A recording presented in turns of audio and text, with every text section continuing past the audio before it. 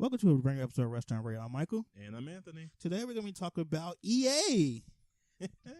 This episode is going to be a very long one. We have a lot to talk about with EA and what they've been up to these last couple of, I guess, months. Yeah. Yeah. Ever since they broke out with the infamous Battlefield 2. Ooh, boy. You mean Battlefield 5? No. Battlefront 2. Battlefront 2. Okay. Oh, yeah. Don't worry. We're talking about Star Wars. 5. Okay. Oh, we'll get to there. Okay. Ever since they tried to be good guy EA and said, you can't pay for stuff anymore. And the game sucks now. Does it suck? Then. Does it really suck? Yes. Are you sure? Yes, I'm pretty sure. It's on sale right now. Huh? It's on sale right now. Wouldn't buy it. Garbage. Why would you not buy it? Because they've already hurt me. But anyway, for those listening, we're going to be talking about EA and why they are trash. Like, this is going to be a full-on, hour-long shit on EA. So, please strap in. Maybe we'll talk about what they can do to get better, but probably not. Probably not. I mean, I don't think at this point they really want to. No, and we'll get to why later. All right, so in this shit on EA episode, what do you want to talk about first? Well, I mean, let's start from the beginning. I mean, we all know about what happened with Battlefront 2. We all know about... Does everybody know about Battlefront 2 what happened? I'll give them an abridged version. Yeah. They made Battlefront 1, which, I mean, it wasn't terrible, but it wasn't really good. You couldn't really do anything about it, in it or anything. So, in the next E3, they were like, well, we kind of dropped the ball there, but hey, dynamic story, better gameplay, more stuff to do. They even got the girl who was the main character of their story to come out and say, yes, we're going to make a good story. And it really wasn't that great a story. So this went on during the EA conference for E3? Yeah. Okay. I remember vividly watching it on the train on my way to what was Michael's former place. Ah, yes. And I was like, all right, this sounds convincing.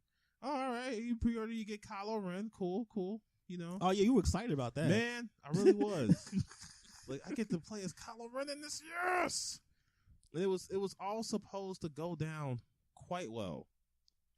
And then you heard more and more about the game. You heard about the star cards. You heard about the loot boxes. The game finally comes out. Oh, no. You hear about how the story mode is trash. It only has like maybe 2 good parts of a 5-hour campaign.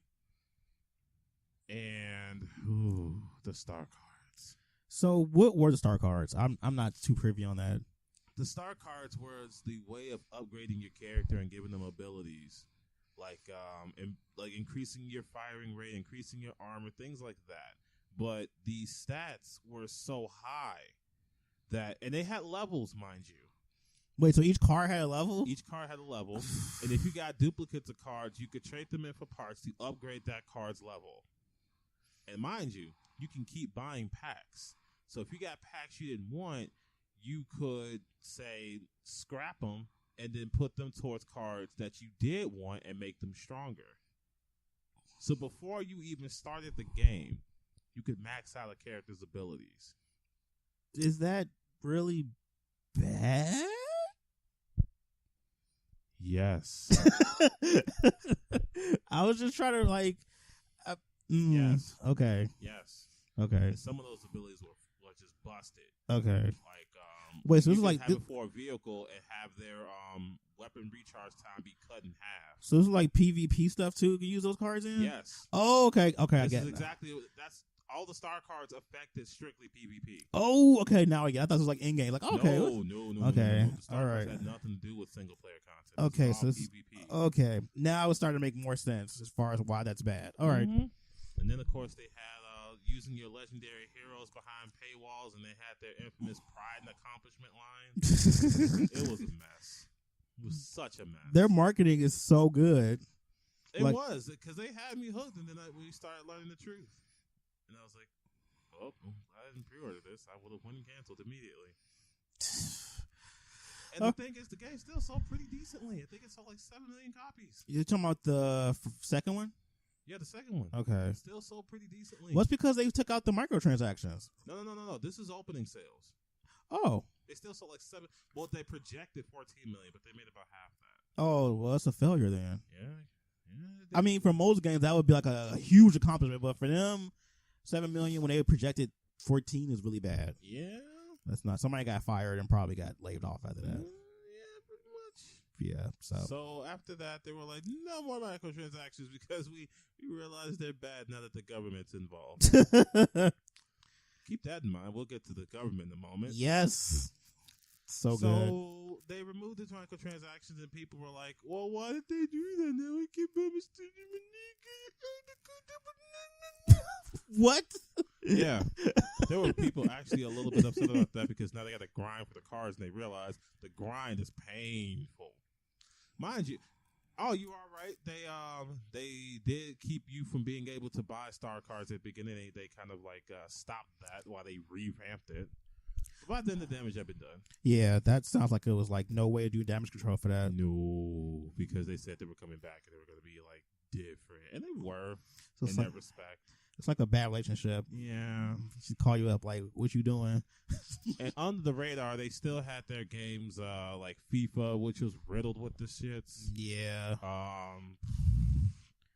Need for Speed was another one. It's crazy for FIFA. That's such a global game too. So like, they probably rack in the money for that. Oh yeah. I mean, we'll see how long that lasts, but yeah. Need for Speed was another one with them. Yeah. With their speed cards and stuff. Speed cards? Yes. What is this, Yu-Gi-Oh? They instead of buying parts like you do in most games, you buy cards that boost abilities like your ability to drift, your speed, and all that stuff. Who wants this? Like, I feel according to EA, the gamers. I feel like EA doesn't do really good, like, what's that word where they ask people what their opinions of stuff is before it comes out. Surveys? No. Not product placement. No. It's like product testing and stuff. Like when companies come out, and they like have people come in for focus tests, like focus groups and stuff. They don't have that. They couldn't. They don't focus test for the things that they are. See, I feel like they focus test on the gameplay, but not like elements like the microtransactions. Like I think the business part, they should probably like ask people like, oh yeah, like would you pay for this, or would you think this would be a good model? Would you think this would be a good price? I think more companies should probably do focus tests on like pricing and stuff. I think that would help a lot. But then they would just get told, yeah, we don't want that. You don't do that? At that point, it would make. I mean, at least they would get some type of like feedback beforehand instead of come after it and they get bad press for it. Because it's kind of hard to come back from bad press for certain games. Like once you get like really bad press and people start spreading around, and it comes like through places like Kotaku and IGN and stuff, it's kind of hard to come back from that. So it'll probably be better. True. It's probably better to just do it beforehand and find out people hate it versus publicly saying, hey, we're going to have this. And then people are like, oh, this is stupid. I don't want it. I'm not going to buy the game now. Because people will not buy a game for the dumbest reasons anyway. So don't give them a reason not to buy it. So. Yeah, they'll sometimes not buy a game because of girls in it. Exactly. So it's probably. It's probably in their best interest to find that out as soon as possible about that, but they never do that. I don't understand that. Because that would make too much sense, Michael. I'm so that would make way too much sense. That would be too good. That would be way too good. I mean, you're right. All right. I mean, they already make the mistake of saying things like people make the mistake of saying this is what you really want. I hate that. They don't know what we really want. This is not the Spice Girls. Okay, so what's next on the shit on EA docket? All right, so then what was that? Nope, that comes after this next part. They lay low for a while. I mean, yeah, they still kind of kept it up with FIFA and everything, but they let everybody else make their mistakes. And then Battlefield came out. Yikes. Whoo boy. The trailer for Battlefield was not great. At least, for people like me, I kind of was like, I don't see the big deal. Was this Battlefield 5? Yes, it's Battlefield 5. Oh, yeah. Battlefield 5. Yeah. We're getting to that storm. Oh, yeah. I don't think we really need to touch Anthem.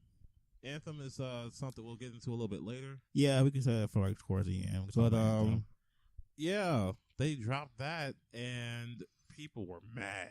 I didn't know why people were mad, but then I kept researching and realized this is supposed to be historically accurate. But now you have this woman who's kind of got like a claw hand going on. You got a dude with katana, and it's like, it's weird looking. People are confused as to what they're looking at. Yeah, I think people, from my understanding of the Battlefield series, it's never been 100% historically accurate. That's never been a thing. And then the things they're calling out about not being historically accurate actually are historically accurate, so it's even more hilarious that people who try to be like his history buffs try to like do that, like nitpick certain things, like the fact that there's a woman as a protagonist. Like there were plenty of women. There's like so much like articles and resources to figure out who actually were a part of that war. So just Google it. But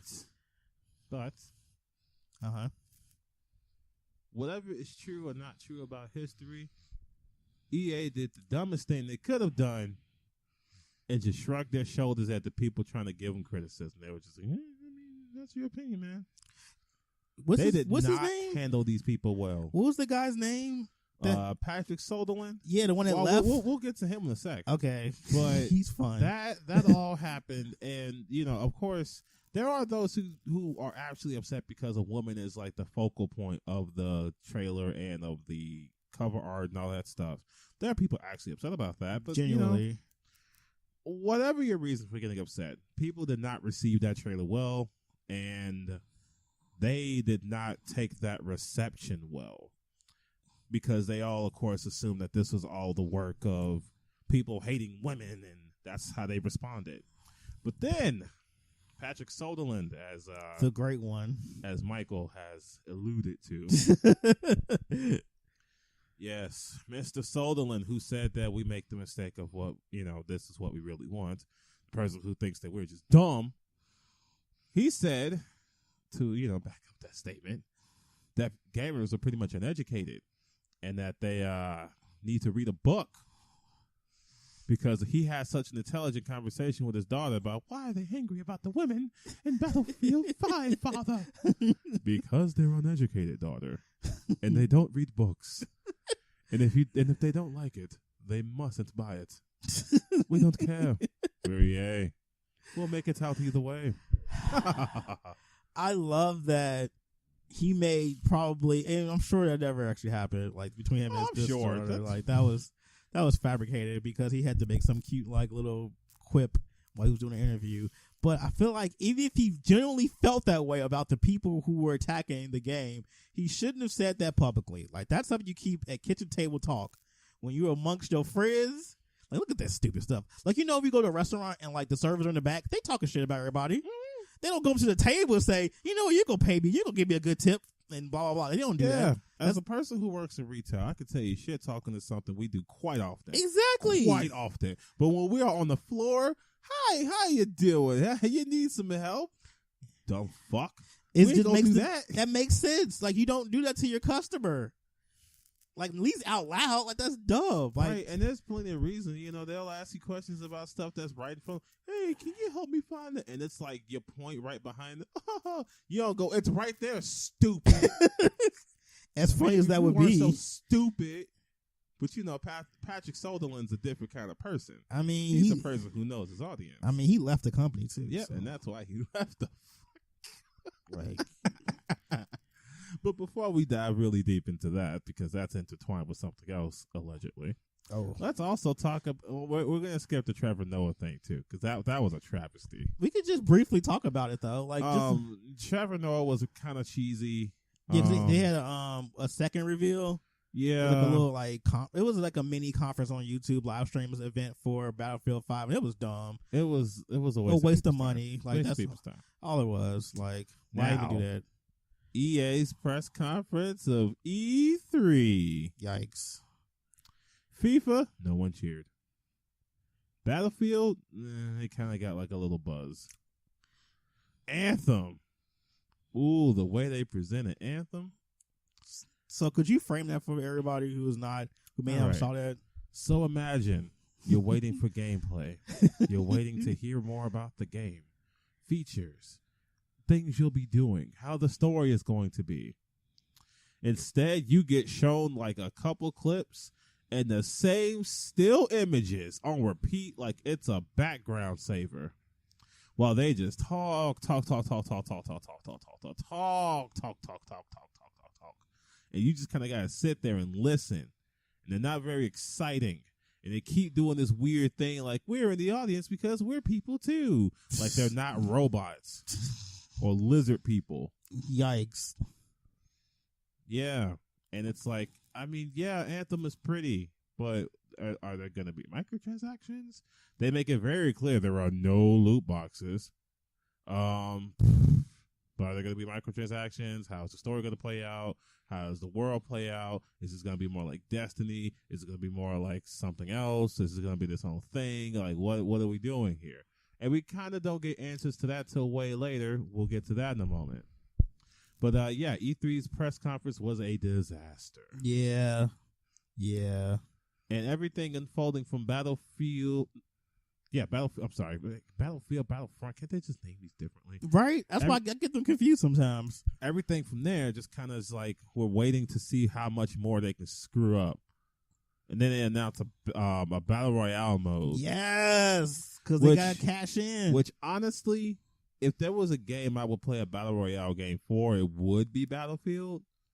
Because they have a lot going on for them, like destructible elements and things like that. Yeah, I did think that was cool when I saw the little trailer they were showing for it. And somehow, because of, the don't like it, don't buy it thing, the uneducated thing and all that stuff, and you left the internet to kind of fester as it always does, and it devolves into all this stuff, we come to learn that they are behind 85% of pre-order sales behind Call of Duty. Mind you, yikes! Call of Duty this year will have no single player. Will have DLC that you cannot access without the season pass, which you cannot access unless you get the deluxe edition, which is $100. The scummery. So in order to get the entire game, you gotta just shell out $100 minimum. And they know people gonna do it. And you know what? Somehow this is beating Battlefield by 85%. Yeah. This game, with this amount of scummery, is winning. And mind you, again, Battlefield 1 last year totally crushed. Well, I don't want to say totally crushed. When Battlefield 1 came out, the Call of Duty that year, because, it didn't come out like last year. Yeah. But the Battlefield of that year beat Call of Duty. They won. And every time they lost before then, it was marginally. Here, they are losing by the largest margin they've probably ever lost by. Define losing. 85%. That's not a lot. They would need something to bring it back, which brings us to the beta. Oh, yeah. They did have that recently. A lot of people didn't like it. Actually, I remember I was on Twitch and I saw the, I guess there was a beta for the new Black Ops. There was a lot of people playing Black Ops beta. Like, that was, because I think like 200K people at peak was playing it. And I'm going to tell you why. Or at least watching it. I'll tell you why. Why? Because it was good. It was good, even with that scummery they doing. I ain't going to have no part of it, but the blackout mode, mm-hmm. It's pretty good, actually. Wow. It's pretty good. They know they can charge whatever they want because people are going to buy it because they know it's good. It's pretty good, man. Mm. I was actually a little upset that it was that good. Oh, I was so mad that it was actually that good. Why were you upset? Was because I don't want to like this, but I do. Were you conflicted in your heart? Yes. But then I played this Battlefield 5 one, and it's like, I don't think I felt this meh in a long, because it feels like, and a lot of people talk about the dynamics of how a map should be. It should have flanking. It should have this. It should have that. And I have taken it upon myself to listen to a lot of what makes a good map.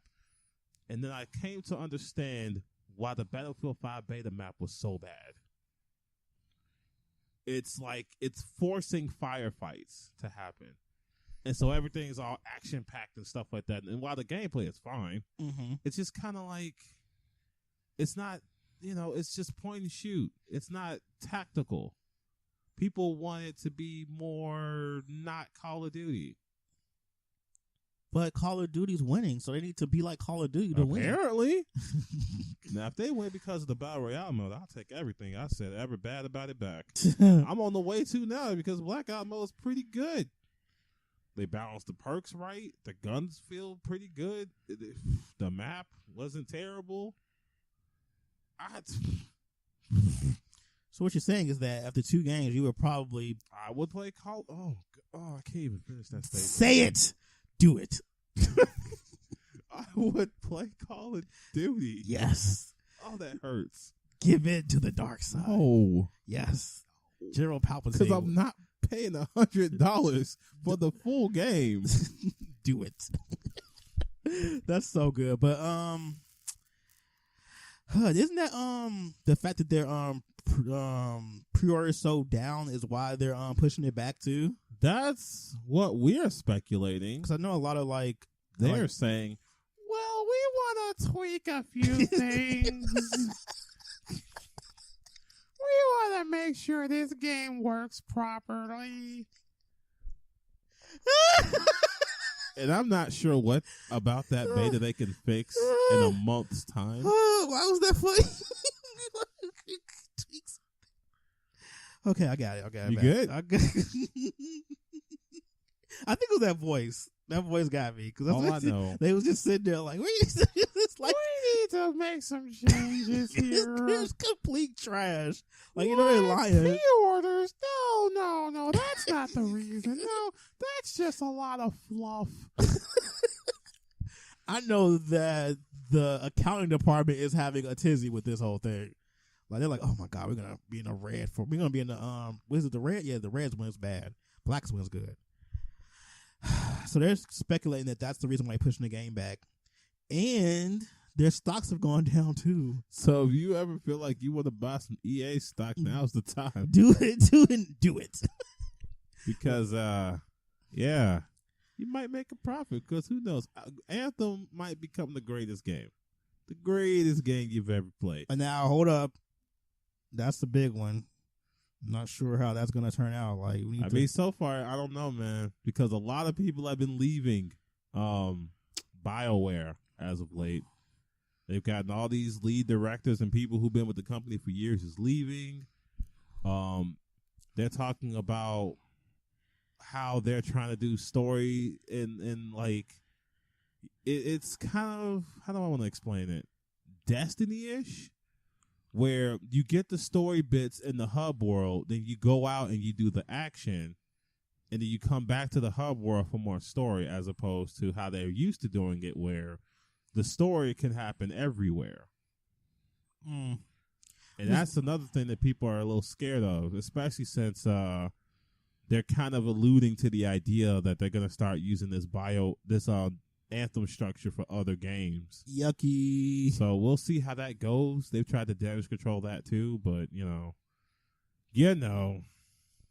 Dang, I'm just looking at the financial analyst for this stuff. 3 weeks ago, they went from $128 a share to $116 a share, which is a massive for like anyone who's really into like stocks and stuff. That's a big like decrease. Hey, we all know it'll shoot back up to like $200 a share. When Battlefield 5 comes out. Nope. And then Anthem comes out, that's like $900 a share. So at their peak, which was over the summer, they were at $150 a share. So Anthem wasn't out then. So what you're saying is that when Anthem comes out, they're going to be down $100 a share? Stop that. I don't even think the biggest company in the world has shares that expensive. Yeah, because they don't have Anthem. Wow. Do you think that them pushing it back is actually going to help the game? Nope. Because people ain't going to forget. Put it through the holiday season. That's like the biggest time for game sales.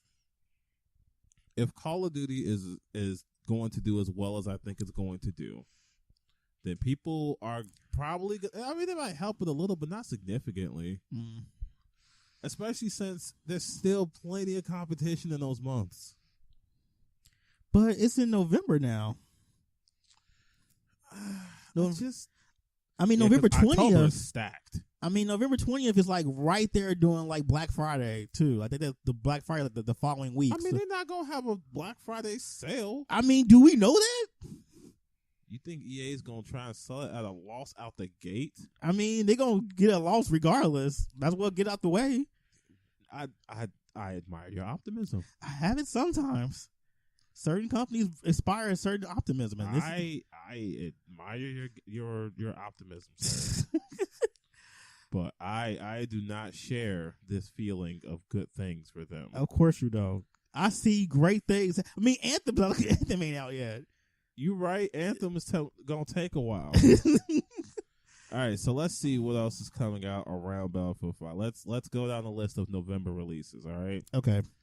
We go to Tycho Drum Master because there's only gonna be like me and like 17 other people playing. See, you know the weeaboos are gonna be playing that. Diablo 3 for Switch. Yes, we on that.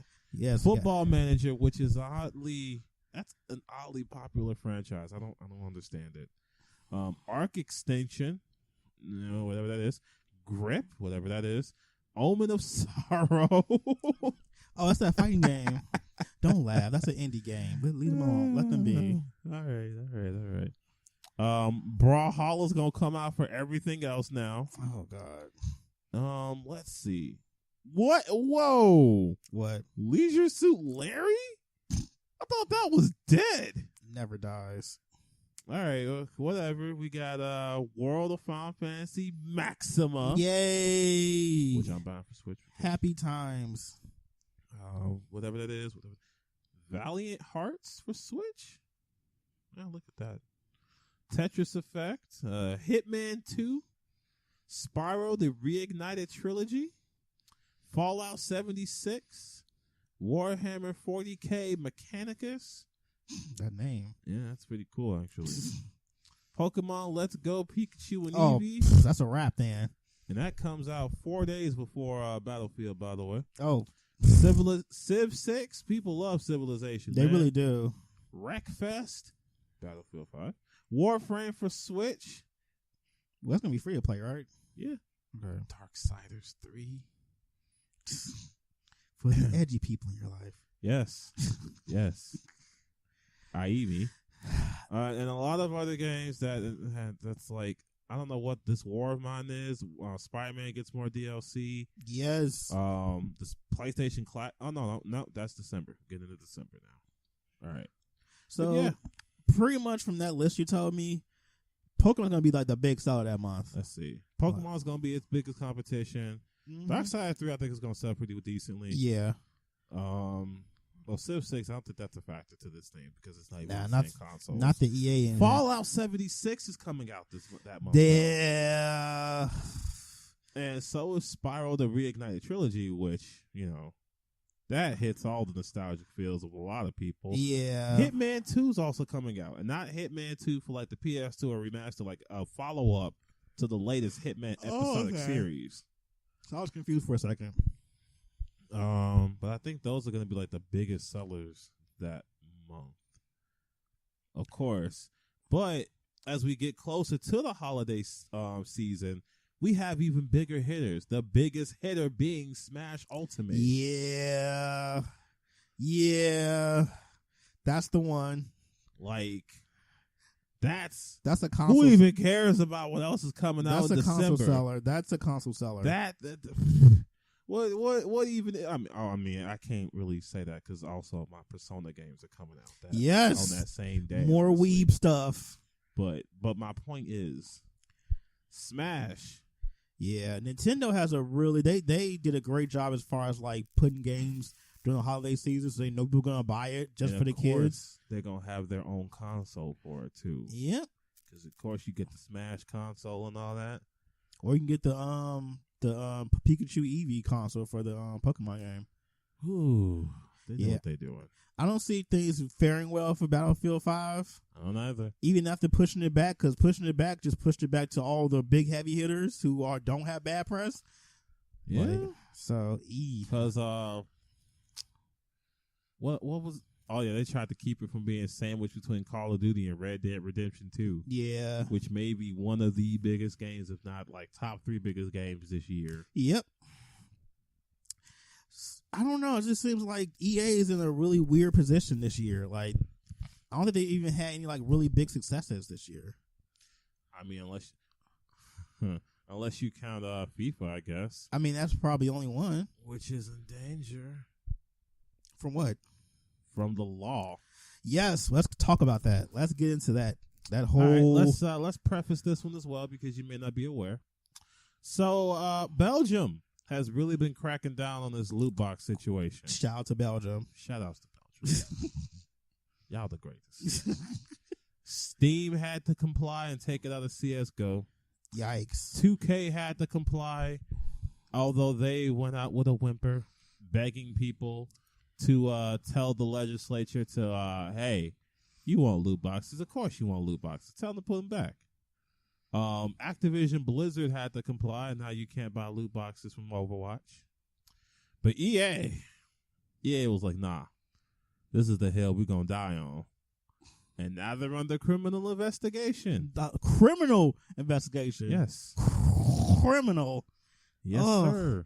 That's so and as good. if that wasn't enough, an alliance between a rep from the U.S., Washington, as a matter of fact, a rep from Washington, along with 14 other European countries, have come together to really start looking into this loot box thing as far as gambling. Yes. It's about time. It's about time. Yeah, EA lit that fuse, and now they're trying to fight it. Man. Let me go to that story specifically. I want to get some tidbits from it because that was actually really interesting to read. Because I feel like a lot of times with like the game industry, they just don't have regulations for anything. They can just do whatever they want most of the time. Because of the ESRB, you know? Yeah, so it's like they can just do what they want. Who's going to stop me? Who's going to check me? It's like... They made an entire board so they wouldn't have to be checked. And that's been working all this time. They were like, okay, no. Ain't no problem. Ain't no problem. How about the season pass? Ain't no problem. All right, microtransactions. Ain't no problem. Loot boxes. Goo. So, Neil MacArthur, he's a chief executive of Gambling Commission in the UK. He's kind of like one of the one of the prominent figures in this whole thing. Mm-hmm. He has a quote saying that we want parents to be aware of the risk and talk to their children about how to stay safe.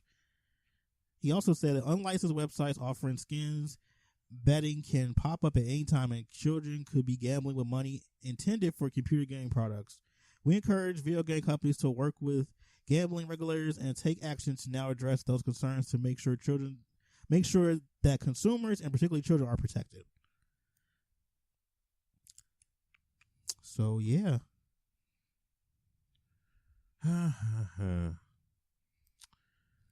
Oh, yay. I mean, to be honest, if you really think about it, blue boxes are gambling. Like, you don't know what you're going to get. It's randomized, and you're paying money for it. And some people have tried to circumvent that. God, I wish I remember which game. But they have a loot box where you can see what'll be in the next item, but you got to buy the first item first. Oh, okay. Like, you see the items that'll be in the next item, in the next loot box, but you got to buy the first loot box first. That's not too bad. That's actually a little more reasonable, I guess, but still, it's randomized. You're throwing away money, not knowing what you're going to get. Like, that's part of gambling, honestly. Yeah. I think the real issue is that this is just a stepping stone and really cracking down a lot of stuff for the gaming industry. Like, this is like the first, besides the ESRB rating, because that was 20 years ago almost. Yes. Almost, just so we can show how many people we got here. Well, I'm not going to show all the people, but we're going to show the countries at the very least. Because I got a list here of all the countries that are backing this whole thing. Mm-hmm. We got Austria. Mm-hmm. We got the Czech Republic. We got France. I'm going to butcher this. Gibraltar? Okay. Ireland, Isle of Man, Jersey, Latvia, Malta, the Netherlands, Norway, Poland, Portugal, Spain, the UK, and Washington State. That's a lot of people involved in this. Those are just the countries, too. I'm surprised the U.S. is involved in this, honestly. I am, too. Like, I'm usually like, who cares? Yeah, because the ESRB is always kicking them back some money. Say, hey, you don't care. Yeah, so Hey, I'm surprised they're getting involved in this. It's kind of nice that for once they're at the forefront of like a movement to like change things for the better when it comes to certain things. And it all started with that guy from Hawaii who was pissed about Star Wars. I mean, you gotta start somewhere. Now look at them. You got all these countries ready to stop loot boxes. That's beautiful. I mean, it's just. I think it's just a good way to like regulate EA, because EA has gone unchecked for like decades. Like they've just done whatever they wanted to, and had no one to say, "Hey, don't do that. That's not cool. Hey, that's kind of illegal," or "Hey, that's a little unethical." It's like, nope, we do it. Whatever. Like, oh well, we ain't got nothing to do with this, because every other like industry has like regulations and stuff. Yeah, like deep, heavy regulations. Like you can't do a lot of stuff, and for some reason, the game industry is outside of that. Because I don't think a lot of the other entertainment industries have something like the ESRB. Yeah, but doesn't really do anything for like loot boxes and stuff, though. No, and they are showing that now because the government pretty much told them, "Look, either y'all fix it or we do," and they are. Yeah, I'm kind of happy that they're doing. EA is kind of the face of all this stuff happening, and they should be. They have ruined a lot of their games because of loot boxes, man. God, the FIFA series, Madden has been a cash cow. UFC, like seriously, the latest UFC, if I'm not mistaken, I don't know if this year's come out, but the year before at least, if I'm not mistaken, you could pay to get like cards or whatever to make your fighter punch better or kick better. What's up with them in cards? Who wants that? Who was sitting there like, you know what? We need to put a card system into this game. That's what everybody. That's what gamers want. They want a whole card system because that makes sense. I don't get it. Never would get it. They want it because it makes them the money. Well, it's gonna have to change because that stuff's stupid. Like, yeah, and people have really been leaning away from loot boxes as of late, which is good because they know it's trash. Yeah. They don't want to be a part of that anymore. I'm giving you money so you can maybe give me something. WB, oh God, they've stepped away from it by taking them completely out of Shadows of Mordor. They had to. They was really bad about it. Mm-hmm. I actually might buy it now. I think it's on sale too. Yeah, I give it a try. Yeah, now that they've taken it out of the way. WB has been pretty like shit for a long time. Now, it's like we've pushed back enough against this. So now I guess now we're back at the square where season passes and other microtransactions are okay. Yeah. This is a product of the industry kind of just pushing the envelope and seeing how far they can push gamers. Yeah. And now they know that loot boxes is too far. I mean, it's shitty. Like, you're literally telling me, hey, give me this money for this thing that you probably want, but you may or may not get it. Like, it's a chance you'll get it. And if you don't get it, well, thanks for the money. Flip that coin, buddy. Exactly. That's terrible. Like, for them, it makes a lot of money. Like, it's probably one of the biggest, like, scams in gaming. Yeah, and they took it all from the free-to-play market. Yeah, but at least at that point, it's like you already are getting entry of the game for free anyway. So at this point, everything else you're buying is just like, extra stuff. It kind of just feels like, well, I mean, if you're going to do free-to-play practices, be free-to-play. Exactly. But they don't want that. They want all the money. They want the entry fee and the money afterwards. Because, man, they got to pay for the best graphics. Oh, the best graphics. So you can see the sweat on the people's foreheads when you're shooting. The realistic guns and stuff. We pay so much for marketing, honestly. We pay more for that than anything else. Yeah. Because the game still comes out glitchy and garbage after it's released, so... Yeah, and then they fix it along the way. Yep, but that marketing, I know it's coming out. If I go to like Starbucks or like get on a bus, I see a ad for it. Yuck. I can see it now. They got a partnership with Starbucks. You get a grande latte, you get an AK for free. Wow. you get a redeem code. Like, you use this code to get this exclusive Starbucks AK. Yup. Stop it. With the logo on it. Stop it. Please. And you can get an emote, a sip, and a coffee. Oh my God! Please make it stop, please. They're already making all these deals and stuff like Tostitos, Cheez-Its, Doritos. Of course, the Doritos one is one that'll never stop. Never. That's gamer fuel, man. You can't be a real gamer if you're not drinking Mountain Dew and eating Doritos. Woo! So what else we have on this shit on EA episode? Oh, you mean how they're holding back a lot of titles for stupid things? Really? Let's see. I mean, we already know they did Dungeon Keeper dirty. They did Command and Conquer dirty. Okay, I need like some background on some of the stuff. Some stuff I haven't heard of. All right, so I have no idea what Dungeon Keeper is. It's a popular franchise though that people seem to really love. Okay, they made a mobile game out of it that was one of the worst mobile games ever created. Of course, they made a mobile game. Command and Conquer, okay. real-time strategy game that everybody seems to love. I know it meant Command and Conquer. That's shit I'm very familiar with. Ooh, the game they made out of that, nobody was happy with. They showed that off at E3 as well. Okay. Okay, so of course they are also holding on to titles such as Titanfall. We don't have any idea what they're going to do with that. But one of the titles that they're holding on to that I take particular interest in is Kingdoms of Amalur. Oh yeah, we can talk about that. I forgot. Oh yeah. Oh no, because I didn't think that was a bad game. It wasn't. It just was kind of a little generic in certain places, but I mean, it could be refined again. I mean, but THQ Nordic tried to buy the property. Mm-hmm. I don't know if they tried to, if they actually did, but either way, EA holds the publishing rights. Yikes. Which means they kind of can't do anything until EA is like, yeah, sure, you got this, man. Ugh. THQ Nordic would make a fine game out of that franchise. Mm-hmm. Like, it's right in their wheelhouse of games and stuff. Like, it's perfect. It's like a match made in heaven. And who knows how many other games they're sitting on, man. Ugh. So they're gonna just sit there and let Kingdom of Amalur, something that I remember that story. Remember how bad that got with the baseball player and them owed him money to Massachusetts, mm-hmm. and yeah, that was a shitstorm. It just kept going. But the fact that THQ Nordic was like, we could do something with this, and buying it is a pretty good deal. It's just EA's blocking them now. I hate them. Why do they do this? Why? Now, it's one thing to block your own properties. I mean, you have that right. They're yours.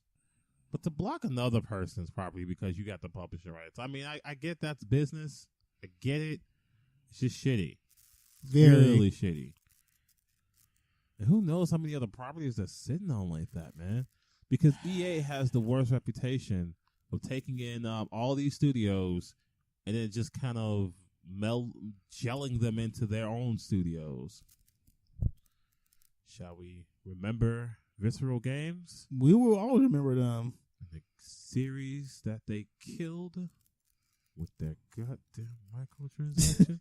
The very thing that people don't like. The very thing that people don't like. And their stupid... Sorry. Getting down a hole. Really love Dead Space. And they killed it. Because they thought that Dead Space was going to be one of the biggest franchises ever, despite the fact that only one, maybe two, possibly three horror games have ever gotten mainstream success. Resident Evil, as a series, has gotten that success. Silent Hill, that's debatable because that's a really inconsistent series. But then after that, I mean, what else you got? And they were just thinking Dead Space is going to be up there with Resident Evil. And no, they're like, man, we're going to make a comic book. We're going to make an animated series or animated movie. We're going to make a rail shooter game. We're going to have all these games. It's going to be great. It's going to be a cash cow. And while it did well, it didn't do EA well. So that sucked. I was reading about the whole EA Nordic thing with Kingdom of Amalur. If they do decide to make a game, they would have to pay EA so much money to come out with a game. It would probably be more than it would to that. They would have to sell so many copies to just probably to break even on the fact they have to pay them to come out with the game. I'm trying to come up with words, but EA is just evil. They're like the first order of like the Star Wars. They really are. Like they don't. They just want the money, man.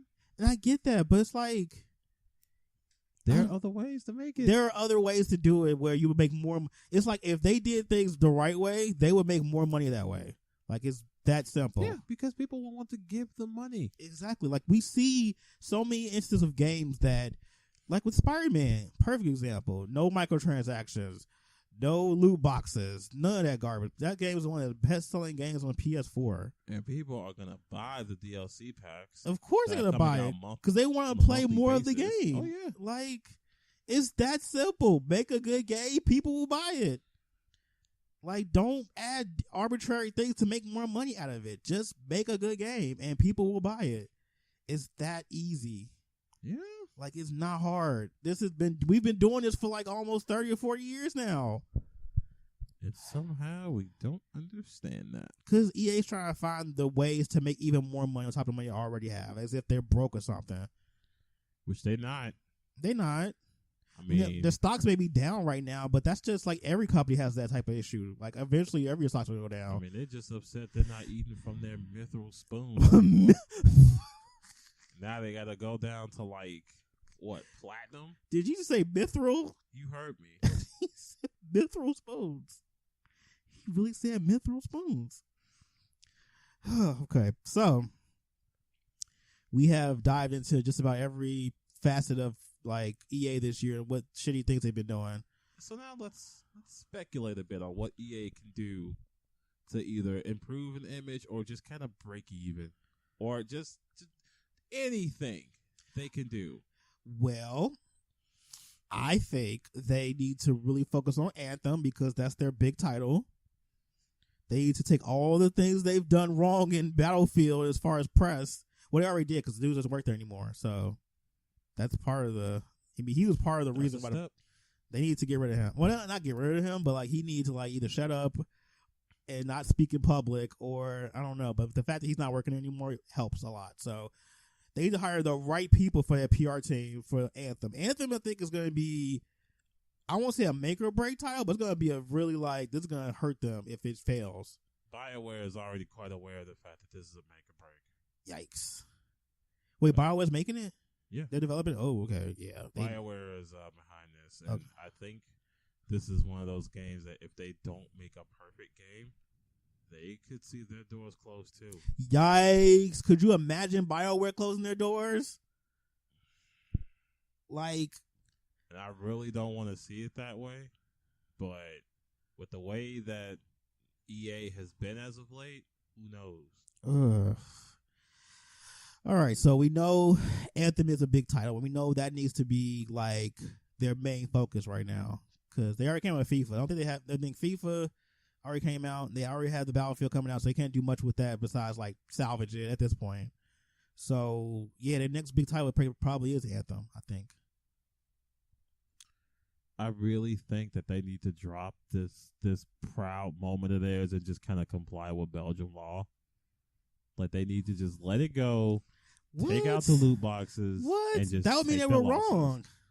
They are wrong. They would have to admit to being wrong, Anthony. They are wrong. Who says so? The law. What law?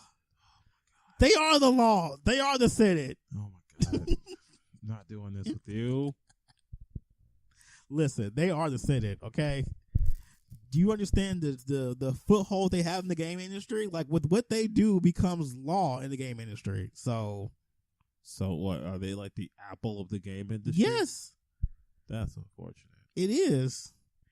But that's just the reality we're living in right now. So Man, I hope this investigation goes through and they have to pay like half their assets. Oh, that'd be so good. They liquidate the assets and they have to give away shit like, you know, IPs and stuff. Oh, that'd be so good. Because what they're gonna do, they're gonna sell all the IPs and stuff they don't use. Because that's free money. Man, if they sell Dead Space, yes, sell it. Sell it to Capcom. You think Capcom could do something with it? Have you played Resident Evil 7? Oh, you're right. That game was creepy as that game That game legitimately scared me. Yeah, I watched gameplay. I couldn't play that game. Like I know I could. I've had I remember my first session of it. Erica had to hold me. Wow. I'm not even. Yikes. Yeah. I thought it'd be the other way around. Nah, man. Like I said, because see, I have to be the person who sits in the dark. Of course. I gotta have my headphones on. Oh God. Man. You got full ambiance. Yep. Like you trying to die. And like, the sound design is so good. I'm over here thinking something's like behind me and stuff. Something's on the side. Stuff is happening. And that's too creepy. Godspeed for you to be able to play that game. Yeah, man. So you think if they get this investigation, it actually does go through? I don't think it's going to be as drastic as you just said, but I would love it if they had to liquidate their IPs I and would stuff. love That it would be too, so but good. I don't know what kind of punishment will come of that. I know Belgium is going in hard, though. They said if the law as it is does not prosecute EA, then they're going to make the law to make it so that they're going to push for the law to be able to prosecute EA. Yikes. Belgium is not playing. Belgium is going hard in the paint for this. They are not playing with them. I'm pretty sure whoever is like over the part for Belgium is like, I was playing FIFA and I tried to use this stupid loot box and I didn't get my skin I wanted. So they probably played Battlefront too.